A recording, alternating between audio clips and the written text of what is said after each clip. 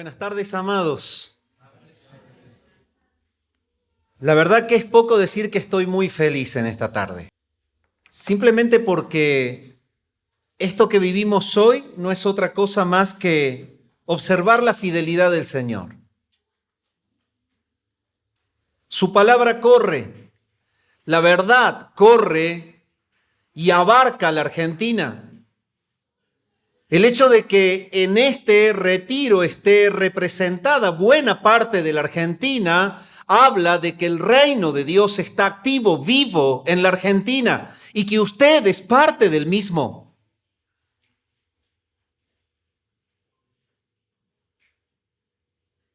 El hecho de que podamos reunirnos y adorar al mismo Dios de distintas provincias habla de que la sana doctrina, la palabra de Dios tal como fue hablada, ha calado corazones argentinos. Y desde la Argentina, corazones argentinos calarán el mundo para la gloria de Dios. La verdad que estoy muy feliz. Porque Dios es fiel. Si es tan amable, abra su Biblia en la carta de Pablo a los Efesios, el capítulo 3. Carta de Pablo a los Efesios, el capítulo 3. Y vamos a leer los versículos 14 al 16.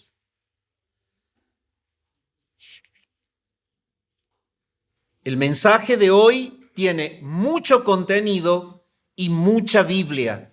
Es una sugerencia que sigan los textos. Quizás no es tan práctico que busquen porque yo voy rápido, pero es más práctico que escuchen y después lo busquen, lo repasen y lo buscan. Dice así la palabra del Señor, Efesios 3, 14 al 16. Por esta causa, pues, doblo mis rodillas ante el Padre de nuestro Señor Jesucristo, de quien recibe nombre toda familia en el cielo y en la tierra. Le ruego que Él les conceda a ustedes, conforme a las riquezas de su gloria, el ser fortalecidos con poder por su espíritu en el hombre interior. Hasta aquí nomás la lectura como base en esta tarde. El mensaje de hoy se titula El aspecto filial de Dios. Este mensaje está compuesto por 4 puntos, una introducción, en segundo lugar, el origen de su aspecto filial, en tercer lugar, la transmisión de su aspecto filial y en cuarto lugar, la manifestación de su aspecto filial. Es conmovedor que Pablo doble sus rodillas estando en el cuerpo y en la tierra y que se dirija en oración al originador de toda familia, de los que están en los cielos y en la tierra. No es casualidad que el apóstol haga esto, porque se está dirigiendo a la fuente originadora de toda familia y porque está considerando que la iglesia en Éfeso, compuesta por judíos y gentiles convertidos, no es otra cosa más que la familia de Dios.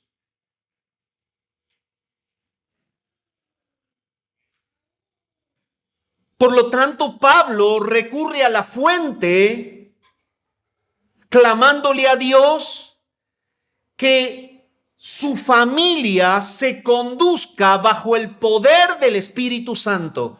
Ese sería el tema del párrafo.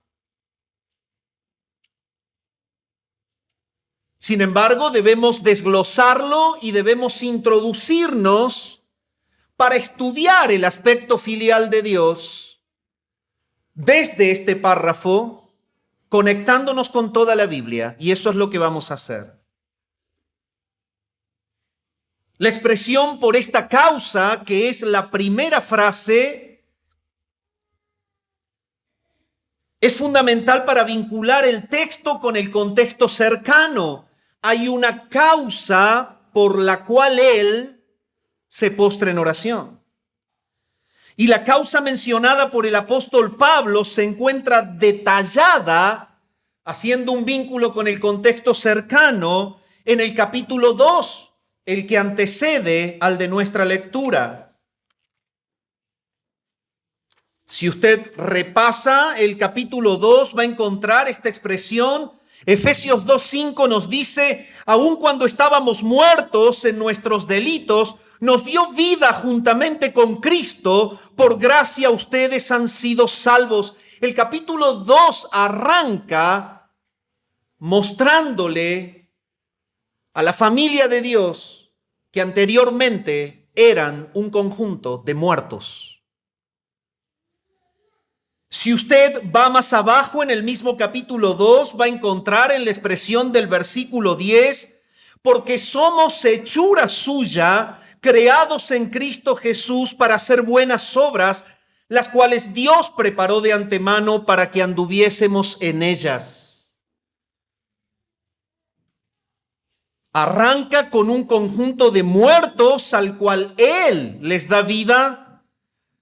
Pablo les aclara y les dice que esta es una idea de Dios, es solo una hechura suya, que es una construcción que el Padre hace en Cristo Jesús con el propósito de que hagan buenas obras. Esto es lo que le da gloria a Él como el ideador, el creador de esa familia.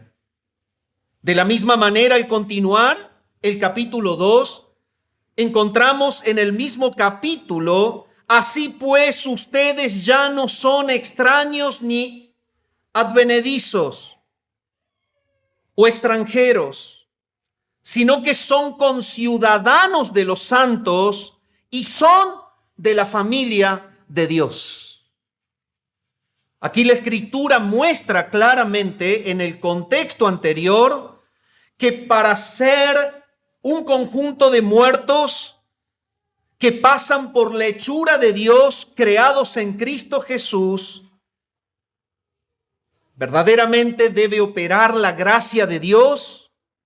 Y Él está diciendo que son ellos conciudadanos de los santos y miembros de la familia de Dios. Y cuando avanzamos al versículo siguiente, en el 20 del capítulo 2, leemos: están edificados sobre el fundamento de los apóstoles y profetas. Y por último, en el contexto anterior encontramos en el versículo 22, en Cristo también ustedes son juntamente edificados para morada de Dios en el Espíritu. Y esto es algo estremecedor. Cuando usted recorre Efesios 2, arranca en un conjunto de muertos que son transformados en la habitación de Dios. Y esta es la idea del Padre. Y esto no es otra cosa más que su familia, la familia de Dios. Para que los hermanos de Éfeso usen el poder de Dios, Él ora. Ese poder que ha provisto a los creyentes en esta posición grande y privilegiada que ocupan ahora al estar en Cristo. Puesto que el poder de Dios está en su familia, Pablo ora para que Dios les capacite a fin de emplear, de usar la plenitud de este poder. Por cuanto los creyentes son la familia de Dios, son la habitación del Dios del universo, trino y omnipotente. Usted es la habitación del Dios trino y omnipotente. Pablo ora pidiendo que la energía ilimitada que reciben de Él se vea manifestada por completo en la vida de ellos. Y es preciso notar cómo la epístola muestra la forma directa que el pueblo escogido de Dios es su familia y es donde Él mora en la persona del Espíritu Santo.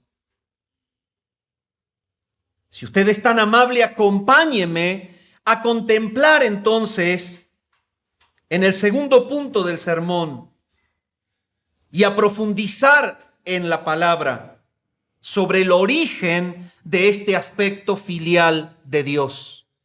No obstante, no quisiera avanzar sin hacerte esta pregunta reflexiva. Dime, tú que estás en el auditorio, ¿te consideras miembro de la familia de Dios?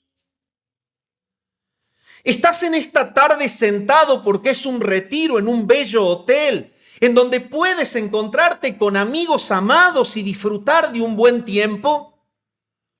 ¿O en tu vida y en tu realidad esto se replicará en la gloria? La única forma de que tú seas miembro de esta familia es que hayas comenzado siendo un muerto en delito y en pecado y que hoy seas un portador del Espíritu Santo. Esa es la única forma, no hay otra.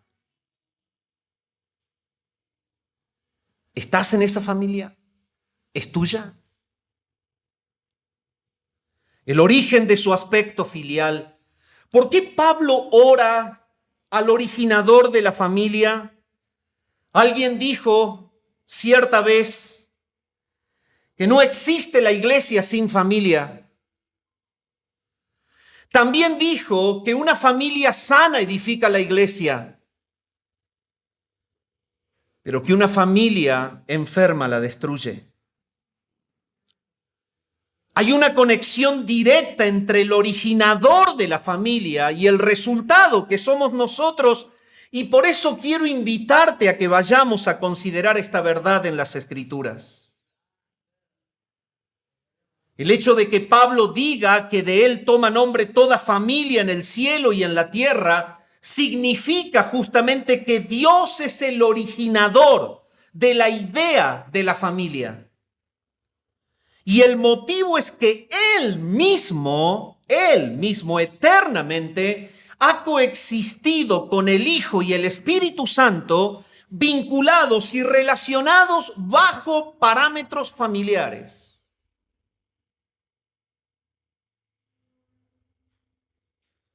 El doctor Wayne Grudem escribe sobre esto y dice: así que podemos decir que el papel del Padre en la creación y redención ha sido planear, dirigir y enviar al Hijo y al Espíritu Santo. Esto no es sorpresa porque muestra que el Padre y el Hijo se relacionan uno a otro como un padre e hijo se relacionan entre sí en una familia humana.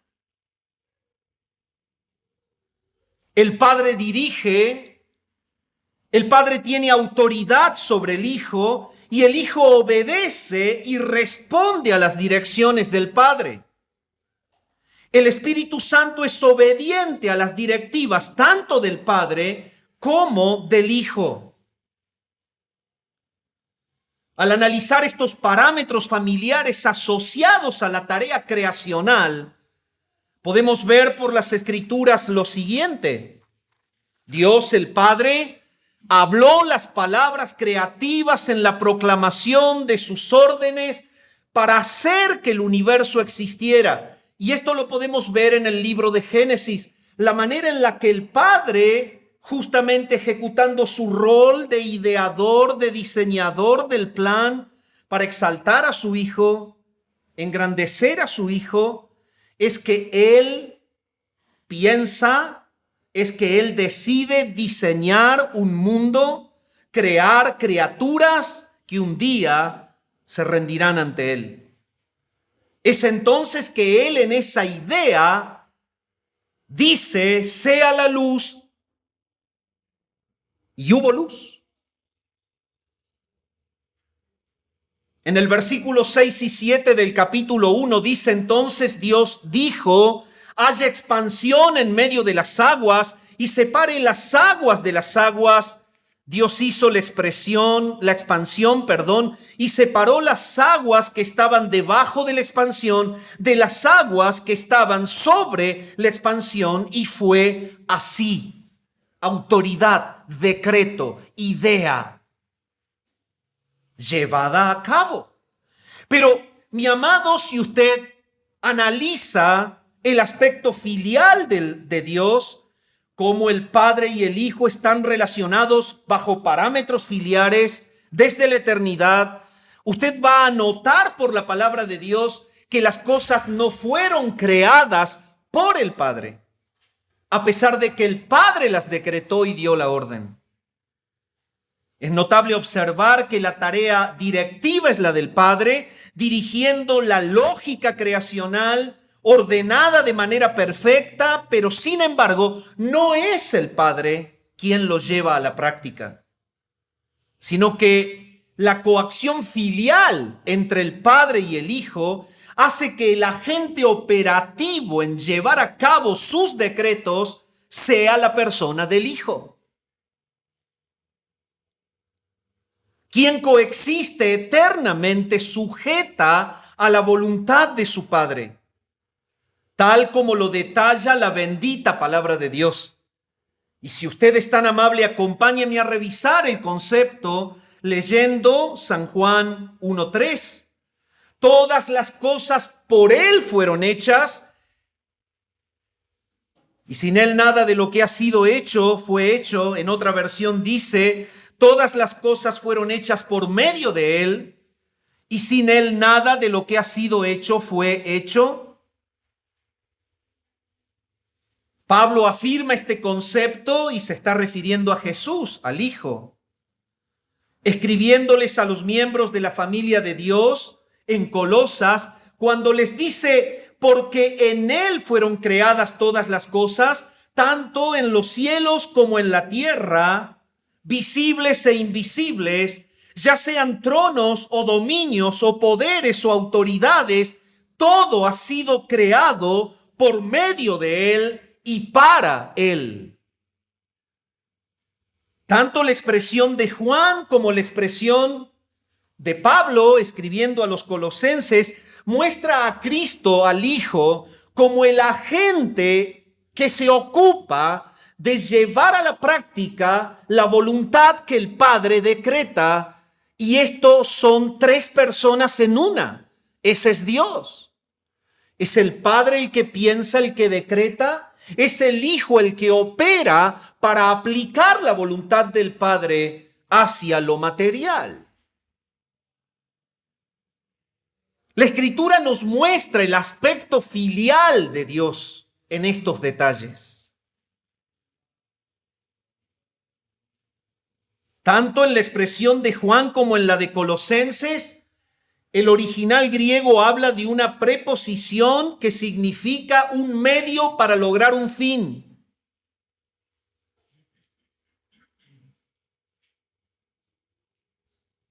Cristo Jesús, el Hijo, es el agente operativo, el medio que ejecuta la voluntad del Padre, porque ese es el fin. Es estremecedor observar la manera subordinada del Hijo al Padre en la obra creacional, como una práctica permanente de su eterna relación filial con el Padre. Lo podemos encontrar en el Antiguo Pacto, revisando Salmos 33:6, cuando dice, por la palabra del Señor fueron hechos los cielos, y todo su ejército por el aliento de su boca.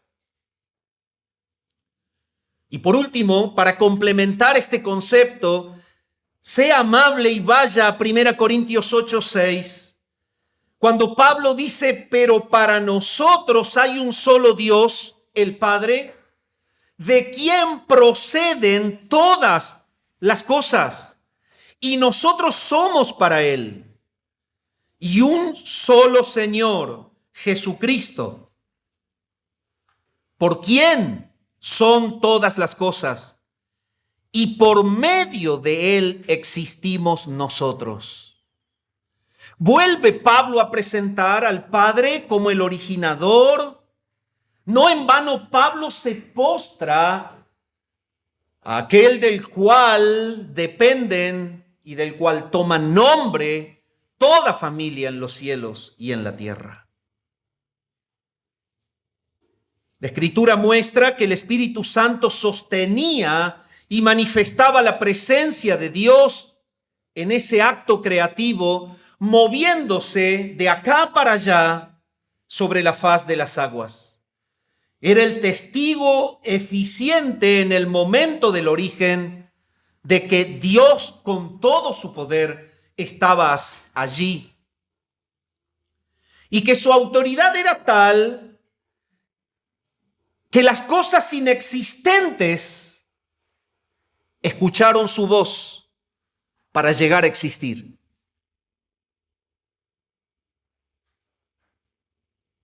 El aspecto filial de Dios manifestado en la tarea de la redención. No solamente en la creación podemos ver la relación eterna y filial entre el Padre y el Hijo, lo podemos ver en la redención. La palabra deja ver que el Padre es quien dirige, idea el plan eterno de redención, mientras que es el Hijo el que lo lleva a cabo. Y en este plan el Hijo manifiesta eterna sujeción para con su Padre. Considérelo en las Escrituras. Evangelio de Juan, capítulo 3, versículo 16. El Padre es el promotor, porque de tal manera amó Dios al mundo que dio a su Hijo unigénito. Es el Padre el que opera dando al Hijo, pero es el Hijo el agente que viene en sumisión al Padre. Y de la misma manera la palabra nos lleva al mismo concepto. Y sabe usted, estamos recorriendo el camino bíblico que da como resultado el pueblo de Dios, la familia de Dios, porque si usted me sigue, se va a dar cuenta que hay un solo vínculo que a usted lo constituye familia de Dios. El primero, ser una persona existente en este mundo. El segundo, ser una persona regenerada, redimida. Para que haya un pueblo que le glorifica, para que haya una familia que le glorifica, tiene que haber creación y redención. No se puede sin ninguna de las dos. Y es por eso que en el análisis teológico vamos a los dos pilares que dan como resultado esta familia. El origen de la familia es creación y es redención. Y el aspecto filial de Dios abarca ambos pilares. Dios se condujo de la misma manera, vinculado filialmente cuando creó que cuando redimió. Y para continuar mostrando el vínculo filial en la redención, vaya usted a Gálatas capítulo 4, versículos 4 y 5, y va a ver que dice: pero cuando vino la plenitud del tiempo, Dios envió a su Hijo, nacido de mujer, nacido bajo la ley, a fin de que redimiera a los que estaban bajo la ley, para que recibiéramos la adopción de hijos. Esto es tremendo. Es el Padre quien envía al Hijo con el propósito de redimir, para hacer posible que muertos sean adoptados como hermanos suyos. Es claro que Dios, Padre, planificó enviar a su Hijo para redimir a su pueblo y hacer posible la adopción nuestra como hijos en su familia. Hemos visto que el Padre es quien propone, dirige la lógica de la redención. Pero por lo que las Escrituras muestran, la actividad filial del Hijo fue sujetarse a las determinaciones del Padre. La palabra lo dice claramente, porque he descendido del cielo en San Juan 6:38, no para hacer mi voluntad, sino la voluntad del que me envió. Y si usted va a Hebreos capítulo 10, el versículo 5 al 7, va a ver el aspecto filial de Dios en la redención, cuando el Hijo dice: por lo cual al entrar Cristo en el mundo, dice, sacrificio y ofrenda no has querido, pero un cuerpo has preparado para mí. Es la reflexión del Hijo hacia el Padre. Es el agente de la redención que antes de ser encarnado habla con él. Esto queda registrado. Y lo que él dice es esto: has preparado cuerpo para mí. En holocaustos y sacrificios por el pecado no te has complacido. Entonces dije: aquí estoy, yo he venido. En el rollo del libro está escrito de mí, para hacer, oh Dios, tu voluntad.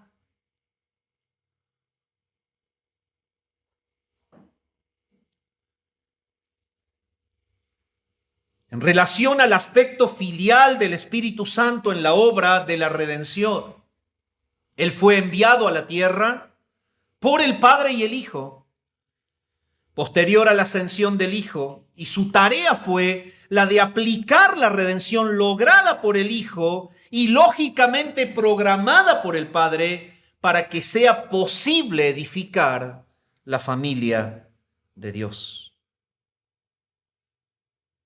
Pero las Escrituras profundizan aún más la coexistencia eterna bajo parámetros filiares de las personas que conforman al Dios vivo y verdadero, mostrando su interacción emocional y afectiva desde la eternidad entre ellos. Podemos responder esta pregunta: ¿cómo es que el Padre es el que lógicamente programa y define cómo es que el Hijo se sujete al Padre de la manera en que lo hace y que logre con perfección su plan? Y hacia esa respuesta vamos al considerar en la Escritura que el aspecto filial de Dios no solamente es funcional, es emocional. Referido a esto, Juan el apóstol dice: Dios es amor. 1 Juan 4:8. El doctor Grudem comparte sobre esto el siguiente concepto: el amor de Dios quiere decir que eternamente Dios se da a otros. Esta es la naturaleza de Dios. Por lo tanto, en el aspecto filial de Dios estamos llegando no solo a la parte funcional vinculada del Padre y del Hijo, sino a la parte emocional en la que ellos coexisten. Y encontramos que Juan nos da luz con respecto a esto. Dios es amor. Y esto quiere decir que Dios naturalmente, por ser amor, está activo en darse a otros. Esto es algo tremendo. Tu familia no podría ser posible sin Él.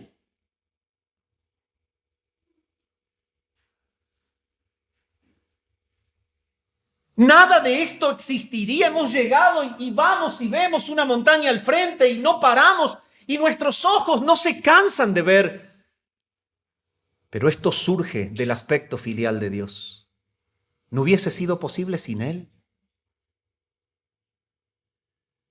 Y cuando llegas a tu casa y tu esposa amada te espera, te recibe o te despide cuando te vas, cuando tus hijos corretean o los abrazas o te puedes gozar en verlos crecer, es porque Dios es filial.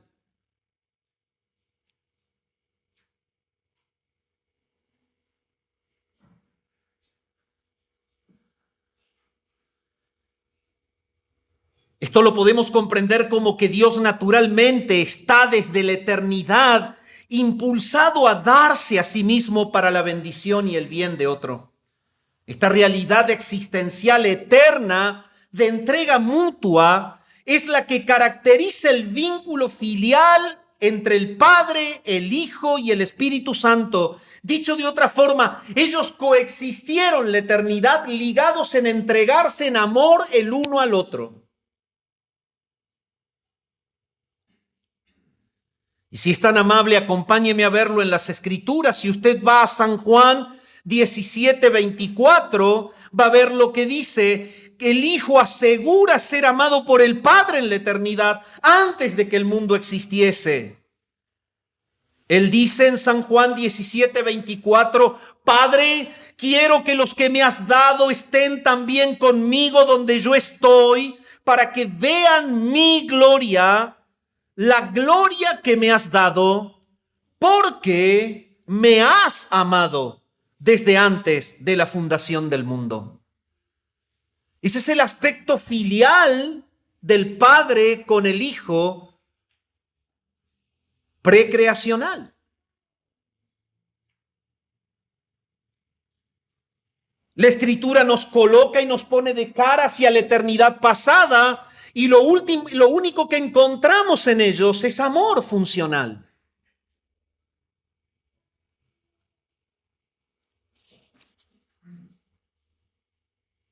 Pero en San Juan, capítulo 3 y versículo 35, la palabra deja en claro que esta relación filial de amor es mutua.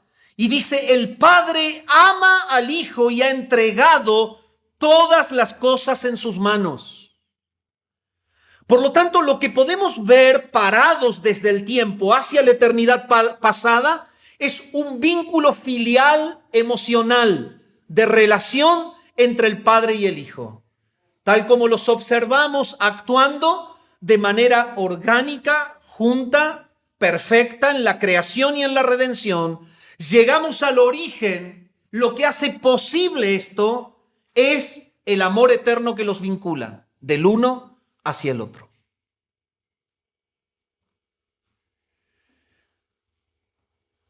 Yo no voy a ocupar temas que no me corresponden, pero creo que si tú has seguido el cimiento de este retiro, te darás cuenta que es imposible que tu familia funcione sin Dios. Por dos motivos. Porque vos sos familia por su idea, y eso no se te ocurrió a ti. Y en segundo lugar, porque es imposible amar sin Dios.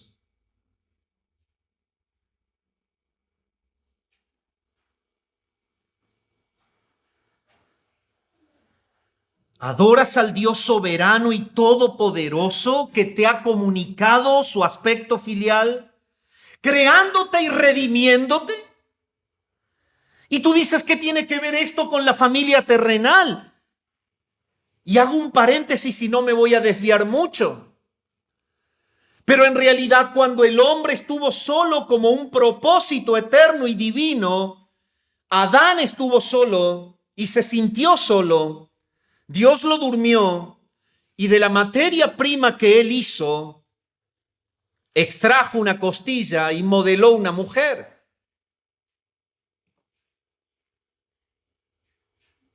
La manera en la que Dios resolvió en la eternidad la procreación de los hombres y mujeres que Él en la eternidad le quiso dar por amor a su Hijo, fue creando una mujer. Para que sea el género complementario por el cual sea posible la procreación.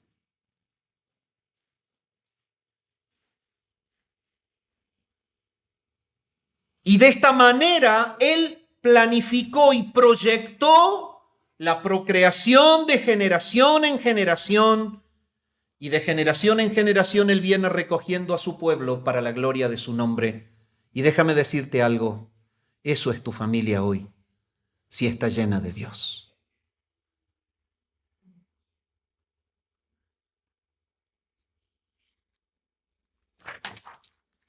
En tercer lugar, la transmisión de su aspecto filial. Hasta aquí hemos podido ver cómo Dios es en esencia amor, siendo este el cimiento de su relación filial eterna entre el Padre, el Hijo y el Espíritu Santo, manifestado en una mutua entrega entre ellos. De la misma manera pudimos ver que esta relación filial se manifestó en la obra de creación, como así también en la de redención, disponiéndose cada persona a realizar tareas diferentes. Por una parte, el Padre guiando con su voluntad y por otra, el Hijo obedeciendo su voluntad con la sumisión plena del Espíritu Santo a la obra de ellos. Pero si usted es tan amable, permítame llevarlo a considerar cómo esta verdad de su aspecto filial llega a nosotros para hacernos miembros adoptivos de su familia. ¿Te das cuenta por qué se postra Pablo ante aquel del cual toma nombre toda familia en los cielos y en la tierra? Es que su aspecto filial impacta en nosotros. De lo contrario, no llegaríamos a ser lo que somos hoy, su familia. La Escritura manifiesta claramente que la redención es parte del aspecto filial de Dios, Padre e Hijo, y que de esa relación filial es de donde se desprende el que seamos redimidos. El Padre, el Hijo y el Espíritu Santo realizaron acuerdos en la eternidad para lograr el fin de la redención. En cuanto al Padre, Él en la eternidad acordó con el Hijo darle un pueblo que Él redimiría para que sea suyo. Y esto la palabra lo expresa cuando leemos San Juan 17, 2 y 6. Por cuanto le diste autoridad sobre todo ser humano, para que Él dé vida eterna a todos los que le has dado. Es el Padre otorgando en la eternidad autoridad al Hijo para que Él dé vida eterna a todos los que el Padre le ha dado.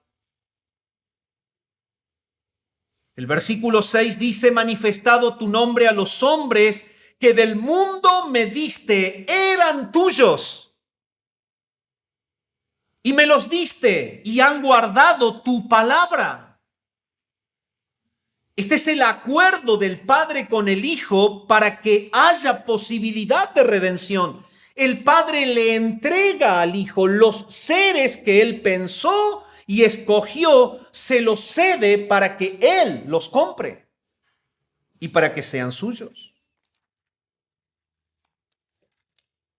Y de manera maravillosa la palabra muestra cómo el amor del Padre hacia el Hijo está manifestado en darse para bendecir al Hijo. Y la manera en la que Él lo hace es darle hombres y mujeres que le glorifiquen. No es otra cosa más que hermanos adoptivos los que el Padre pensó. Y este es el recorrido bíblico para observar la transmisión del aspecto filial que lo hemos considerado en su origen profundo, ahora lo vemos impactando hacia la tierra. Cuando usted toma la epístola de Pablo a los romanos,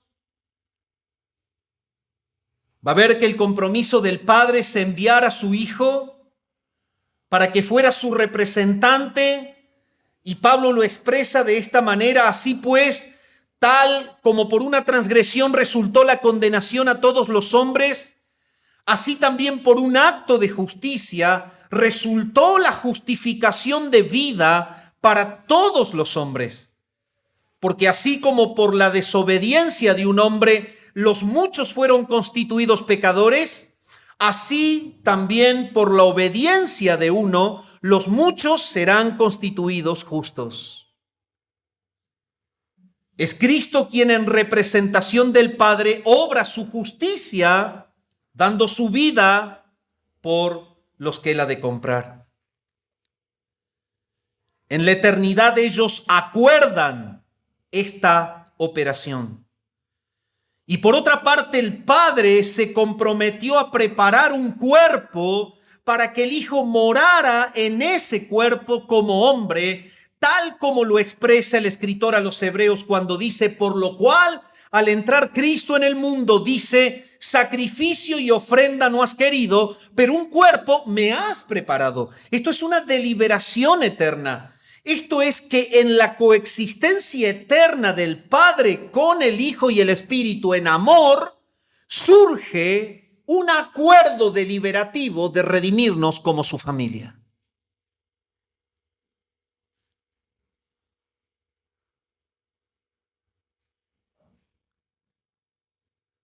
También el Padre, por amor, se comprometió con el Hijo a aceptarle como un representante del pueblo que él había redimido, tal como lo aclara Hebreos cuando dice, porque Cristo no entró en un lugar santo hecho por manos, una representación del verdadero, sino en el cielo mismo, para presentarse ahora en la presencia de Dios por nosotros. Hebreos 9:24.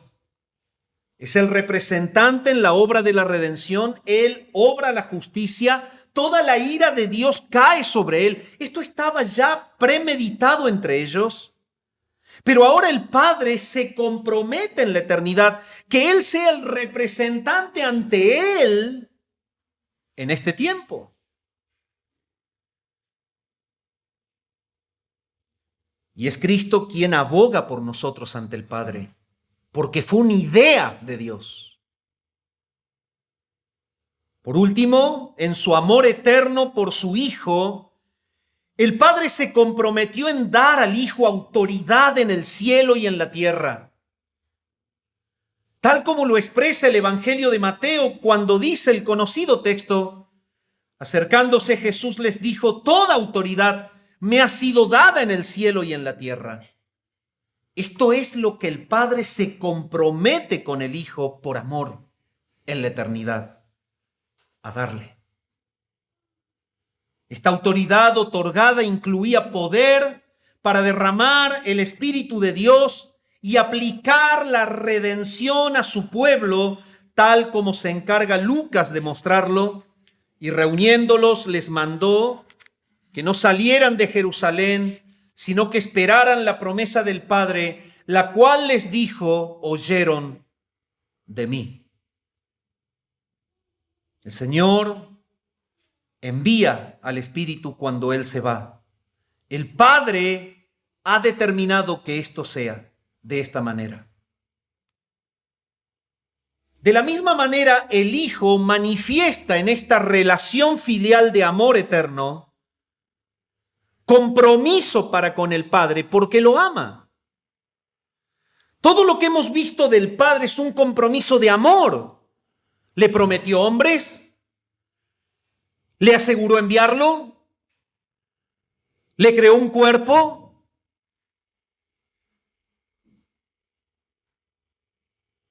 pero el Hijo se compromete con el Padre a cumplir su voluntad.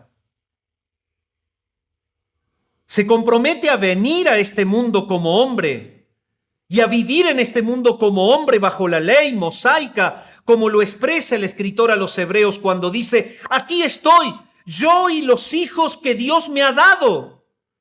Así que, por cuanto los hijos participaron de carne y sangre, también Jesús participó de lo mismo, para anular mediante la muerte el poder de aquel que tenía el poder de la muerte, es decir, el diablo. Esto está en Hebreos 2:13 y 14. Nueva Biblia de las Américas, la versión que estoy usando. Este es el compromiso del Hijo. Aquí estoy. Qué expresión maravillosa. Aquí estoy, yo y los hijos que Dios me ha dado. El Hijo se comprometió por amor a su Padre a someterse en obediencia a todos los mandamientos del Padre, según lo declara el escritor a los Hebreos. Cuando él dice, entonces dije, aquí estoy, yo he venido, en el rollo del libro está escrito de mí. Tú lo determinaste, aquí estoy, yo he venido. El Hijo entonces se compromete a una sujeción práctica, que no es otra cosa que una obediencia al determinio o a la determinación del Padre. De igual manera, el Espíritu se comprometió con amor filial a su Padre y al Hijo en venir y hacer la obra de aplicar la redención. El Hijo se compromete también con el Padre a ser humilde hasta la muerte. En Filipenses 2:8 dice, y hallándose en forma de hombre, se humilló él mismo, haciéndose obediente hasta la muerte y muerte de cruz. Y por último, el Hijo también estuvo de acuerdo en formar a un pueblo para sí mismo, a fin de que ninguno de los que el Padre le iba a dar se perdiera. Tal como lo aclara Juan en 17:12, cuando dice, cuando yo estaba con ellos, los guardaba en tu nombre. El nombre que me diste, y los guardé y ninguno se perdió, excepto el hijo de perdición, para que la escritura se cumpliese, y este es Judas. Por otra parte, el acuerdo filial de amor del Espíritu Santo con el Padre y con el Hijo se basó principalmente en acordar hacer la voluntad del Padre y llenar y facultar al Hijo para que llevara a cabo su ministerio terrenal. Tal como lo aclara Lucas cuando escribe, Jesús, lleno del Espíritu Santo, volvió del Jordán y fue llevado por el Espíritu al desierto. Jesús regresó a Galilea en el poder del Espíritu, y las nuevas acerca de él se divulgaron por toda aquella región. Y nuevamente vemos la relación filial del Padre, el Hijo y el Espíritu, quien en amor están premeditando en la eternidad la manera de comunicar su relación filial.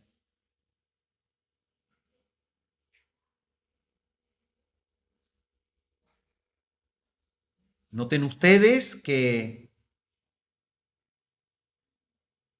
en esta determinación eterna, el Espíritu de Dios se sujeta a la idea del Padre y, como lo hemos leído, capacita, fortalece, empodera al Hijo en su estado de encarnación para que cumpla su obra. El Espíritu Santo también en su relación filial de amor eterno con el Padre y con su Hijo, se comprometió con ellos a aplicar los beneficios de la obra redentora de Cristo a cada integrante de la familia de Dios, para incorporarlo a ella, tal como lo encontramos en Hechos 1:8. Pero recibirán poder cuando el Espíritu Santo venga sobre ustedes y serán mis testigos en Jerusalén, en toda Judea, en Samaria y hasta los fines de la tierra. Y por todo lo visto podemos comprender que esta relación filial de amor entre las personas que conforman a Dios es la originadora del pueblo santo, de la familia de Dios, de la cual Él nos ha hecho parte. Tal como lo expresa la Escritura cuando dice, en esto consiste el amor, no en que nosotros hayamos amado a Dios, sino en que Él nos amó a nosotros y envió a su Hijo como propiciación por nuestros pecados.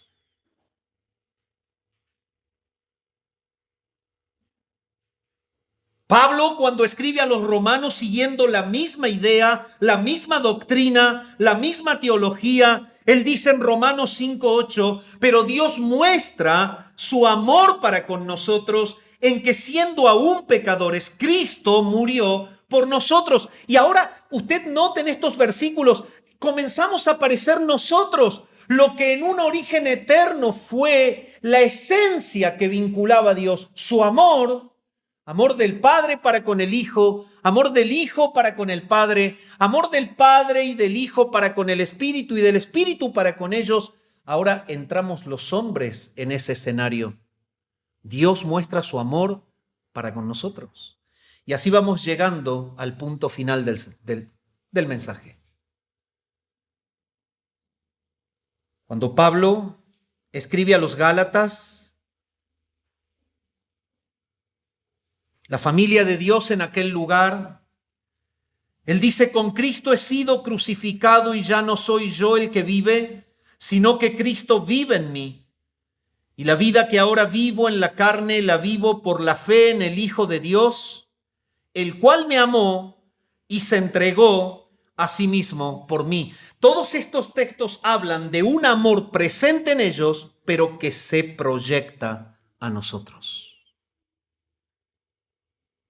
Es claro en todas las expresiones bíblicas que nosotros aparecemos vinculados con el amor eterno de Dios a través de la redención planificada por el Padre como una manifestación de su amor filial. Esa manifestación de amor filial es del Padre para con su Hijo y es ejecutada en carne por su Hijo como una manifestación de amor filial para con el Padre, sujetándose en obediencia.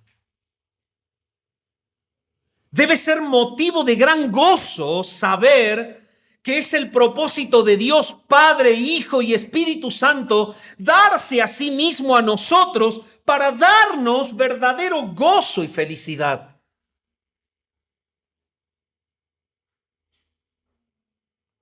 Y solo hago un paréntesis, si me has venido siguiendo, te voy a hacer una pregunta. ¿Alguna vez te preguntaste por qué tu familia no vive gozosa? ¿Por qué tu matrimonio no tiene paz y felicidad? ¿Alguna vez te preguntaste por qué no es posible lo que Dios hizo posible? Hay solo una respuesta. Revisa tu comunión con Dios. Él es de quien toma nombre toda familia en los cielos y en la tierra. Él es la solución de todo problema matrimonial. Él es la solución de todo vacío, de todo dolor, de toda ansiedad, de toda angustia. Él es la medicina de todo tu mal. Cuarto, y para terminar, la manifestación de su aspecto filial. La manifestación final del aspecto filial de Dios es que Él nos ha adoptado como hijos, haciéndonos parte de su familia. Por lo cual somos participantes de todos los privilegios propios de ser hijos de Dios.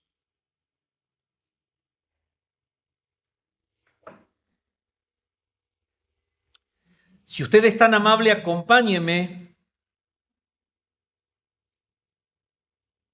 a demostrarle esto en la palabra. El doctor Wayne Grudem define la adopción de la siguiente manera. La adopción es una acción de Dios mediante la cual Él nos hace miembros de su familia. El apóstol Juan lo expresa de la siguiente manera, escribiendo su evangelio cuando dice, pero a todos los que le recibieron, les dio el derecho de llegar a ser hijos de Dios. Es decir, a los que creen en su nombre. Juan 1:12. Y luego lo reafirma en una de sus cartas, haciendo notar lo siguiente: miren cuán gran amor nos ha otorgado el Padre, que seamos llamados hijos de Dios. Primera Juan 3:1. Exactamente el mismo concepto transmite Pablo cuando nos dice: porque todos los que son guiados por el Espíritu de Dios, los tales son hijos de Dios. Pues ustedes no han recibido un espíritu de esclavitud para volver otra vez al temor, sino que han recibido un espíritu de adopción como hijos, por el cual clamamos: Abba, Padre. El Espíritu mismo da testimonio a nuestro espíritu de que somos hijos de Dios, y si hijos, somos también herederos de Dios y somos coherederos con Cristo, si en verdad padecemos con Él, a fin de que también seamos glorificados con Él. Y todo este lenguaje quiere decir esto, quiere decir que el Espíritu Santo habita en aquellos a los cuales Dios hace sus hijos, porque los ha adoptado, los ha hecho miembros de su familia. Y este Espíritu da permanentemente testimonio de que tenemos un Padre, porque estamos en una familia, que es la familia de Dios, y de que tenemos un gran hermano, su Hijo Jesús, que intercede por nosotros ante Él. Ah, mi amado,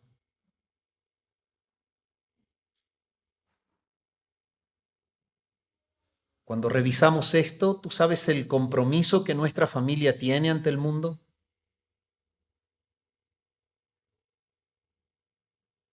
¿Tú sabes lo que significa una familia bautista reformada que entiende esta verdad en medio de un mundo que está castigando para destruir a la familia?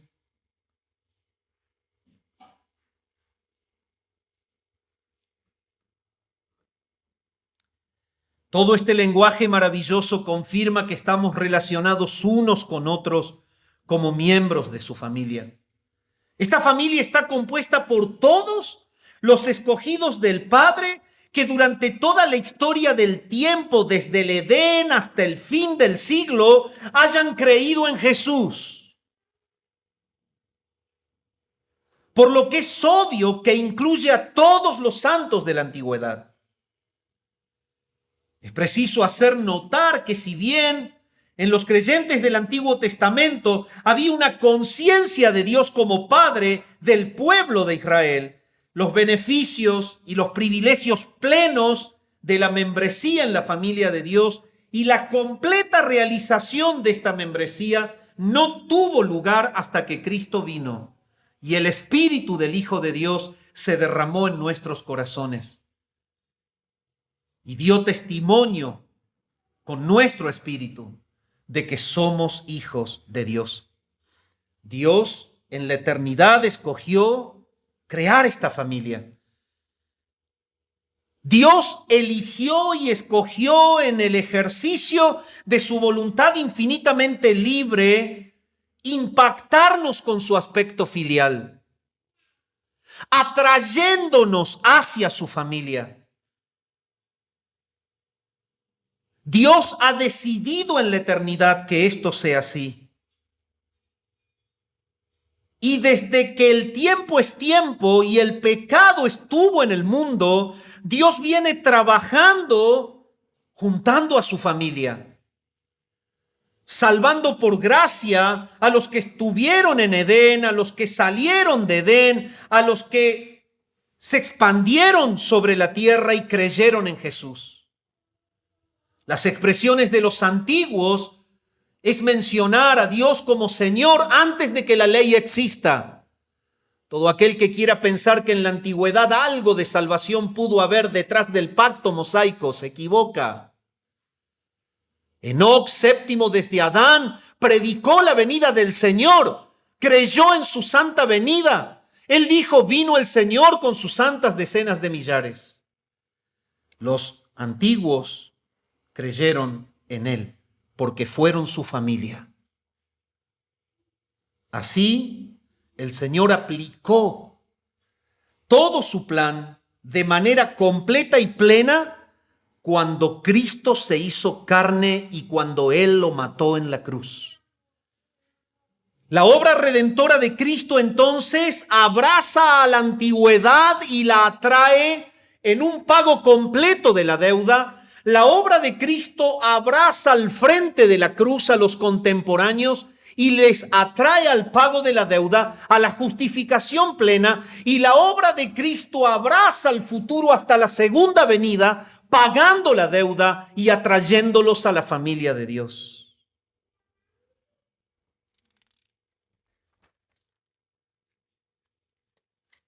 Por ser justamente incorporados como hijos adoptivos en la familia de Dios, es que posterior a resucitar, Jesús comenzó a llamar a los suyos ya no más sus discípulos, sino que les empezó a llamar hermanos. Esto ocurre posterior a su resurrección y lo podemos ver en Juan 20:17. Jesús le dijo, suéltame porque todavía no he subido al Padre, pero ve a mis hermanos, ya no son más sus discípulos, la obra está consumada, la cruz abraza toda la historia del tiempo, la cruz concreta la idea del Padre, el aspecto filial de Dios se comunica a los hombres para hacerlos familia.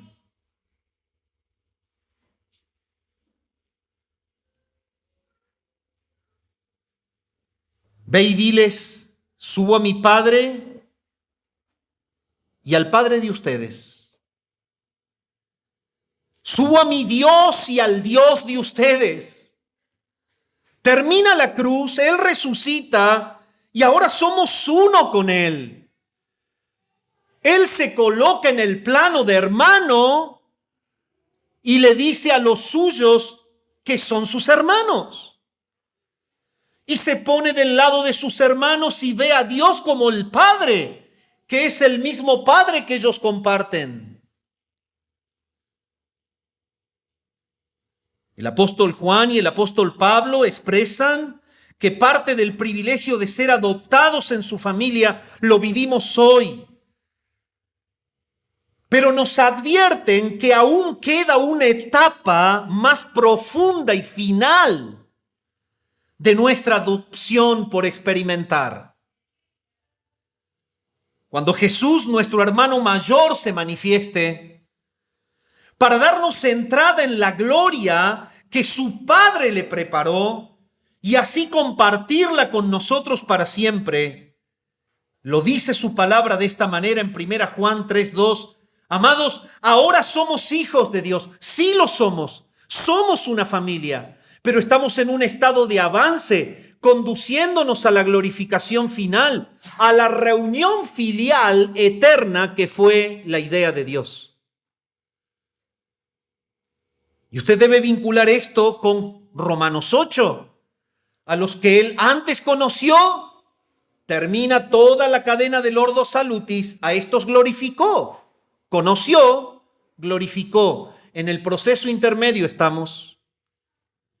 Somos su familia. Juan dice que falta algo por experimentar. Sabemos que cuando Cristo se manifieste, dice Juan, seremos semejantes a Él, porque le veremos como Él es. Pablo, en la misma teología que Juan, en el mismo concepto y en la misma doctrina, dice en Romanos 8:23, y no solo la creación gime, sino que también nosotros mismos, que tenemos las primicias del Espíritu, aún nosotros mismos gemimos en nuestro interior, aguardando ansiosamente la adopción como hijos, la redención de nuestro cuerpo. ¿Esto es algo que lo debemos considerar con gozo? ¿Somos plenamente familia de Dios? Sí. Él nos ha dado el derecho de ser hechos sus hijos cuando creímos. ¿Estamos en un estado pleno y perfecto de unidad? No. ¿Por qué? Porque estamos en el cuerpo. ¿Estamos yendo hacia un estado perfecto, filial, de unidad eterna, indisoluble? Sí, porque falta derrotar un enemigo. ¿Cuál es? ¿Cuál es? Muy bien, la muerte.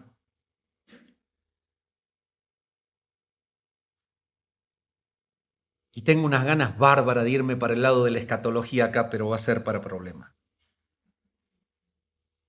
Cállate, Ariel, y sigue con lo que estaba escrito. Solamente digo esto: siempre que la palabra habla de avistamiento de Cristo, coloca al lado gloria, nunca tiempo. Y siempre que Él se presenta, la muerte es derrotada, si no, no se presenta. O la muerte es derrotada cuando Él se presenta. No obstante, por último y para cerrar esta breve meditación, yo le invito a usted, si es tan amable, a observar un resumen de privilegios y de compromisos que como hijos adoptados e incluidos en la familia de Dios tenemos al estar aún en la tierra. Los privilegios que gozamos. Primero, nos relacionamos con Dios como un Padre bueno y amoroso. Esa es tu relación hoy, porque eres familia.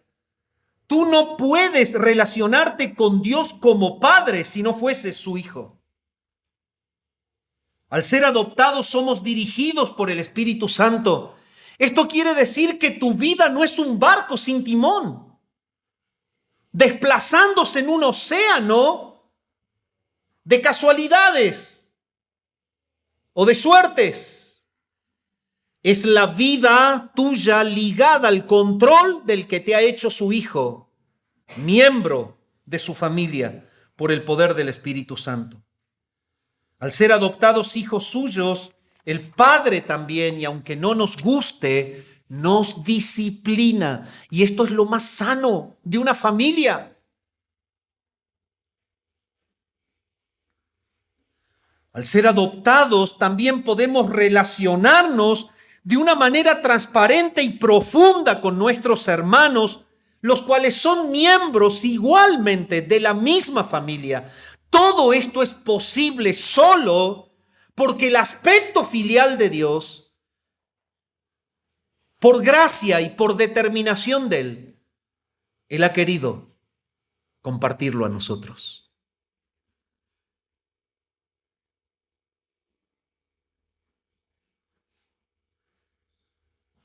Pero esto nos lleva a observar el compromiso de haber sido impactados con el aspecto filial de Dios. El compromiso de la familia de Dios que ha sido impactada por el amor de Dios, por el aspecto filial de Dios, es ahora entregarse, rendirse a Dios para la gloria de su nombre, así como Él en la eternidad se entregó entre el Padre, el Hijo y el Espíritu para hacernos miembros de su familia, y de la muerte nos resucitó para hacernos templo suyo. Así nuestro compromiso es darnos por amor y vivir para la gloria de su nombre. Y dime, ¿cuál es el propósito tuyo como matrimonio? Mira, si el propósito tuyo, mi amado, como matrimonio, como esposo, como esposa, no es estar viviendo para la gloria de su nombre, no has entendido el aspecto filial de Dios, ni el compromiso que tenemos al haber sido impactados por Él. Nuestra finalidad no son las metas humanas. Nuestra finalidad no es estar en la tierra para disfrutar de la tierra, si bien el Señor nos regala disfrutar de ella. O dígame quién no está disfrutando hoy. La finalidad de nuestra existencia es la gloria de su nombre. Mantener una conducta recta y justa, puesto que de esta manera le glorificamos como hijos obedientes. de la misma manera en la que Cristo se inclinó a obedecerle. Vivimos mostrando por el amor práctico nuestra nueva identidad de miembros de la familia celestial. ¿Es nuestra conducta tal que nos puedan asociar como miembros de una familia diferente? Y quiero cerrar ahora con todo lo que expliqué, con una invitación. Lee el texto base ahora y entendé lo que dice. Por esta causa, pues, doblo mis rodillas ante el Padre de nuestro Señor Jesucristo, de quien recibe nombre toda familia en el cielo y en la tierra. Le ruego que Él les conceda a ustedes, conforme a las riquezas de su gloria, el ser fortalecidos con poder por su Espíritu en el hombre interior. Que la meta de la Iglesia Bíblica Bautista Reformada en todo el mundo sea, como familia de Dios, la gloria del Padre. Padre amado, gracias por tu palabra en esta tarde. Señor, queremos vivir vidas que te glorifican, sujetas al gobierno, al liderazgo de Cristo a través del Espíritu Santo que mora en nosotros. Señor, queremos, llenos de ti, inundar, empapar de amor nuestro entorno.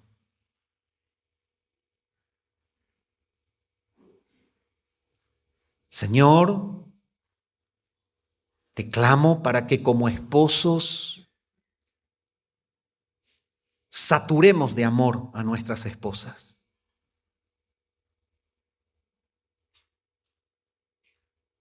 Porque este ha sido tu vínculo filial en la eternidad y hoy. Y si estamos llenos de ti, es imposible no amar.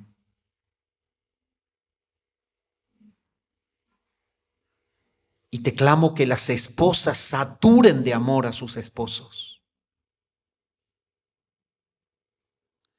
Y te clamo, Padre amado, que los esposos saturen de amor a sus hijos. Y que los hijos saturen de amor a sus padres.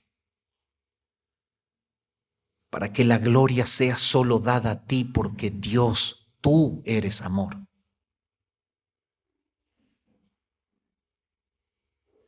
Nos postramos en adoración ante ti en esta noche, clamándote que este retiro sea de edificación, que Cristo sea formado en cada uno para la gloria tuya y que nuestro pecado sea mortificado.